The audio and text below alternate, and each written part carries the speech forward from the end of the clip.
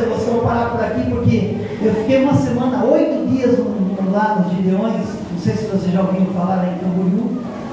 Quem é lá do Nordeste talvez já ouviu falar, porque tinha o pessoal do Fortaleza, o pessoal de Salvador, tinha o pessoal de Rondônia, o pessoal da África, uns crentes dos Estados Unidos, tinha gente da Inglaterra, da Alemanha. Então reúne pessoas de todos os lugares.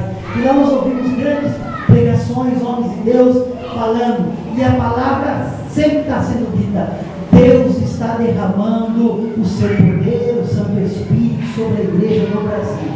Um irmão americano falou para a gente, num encontro que eu tive uma vez com ele em São Paulo, ele dizia: nos Estados Unidos, na igreja de Boston, onde ele é crente, a igreja fez uma campanha de 40 dias de oração, pastor José. Você sabe qual foi a finalidade? Pedindo que Deus mande missionário para os Estados Unidos, que Deus desperte o Brasil para mandar missionário para os Estados Unidos, sendo que na década de 60 e 70 quem mandava missionário para o Brasil eram os Estados Unidos. E hoje eles estão fazendo campanha de oração, gente, porque eles estão querendo avivamento, eles querem ver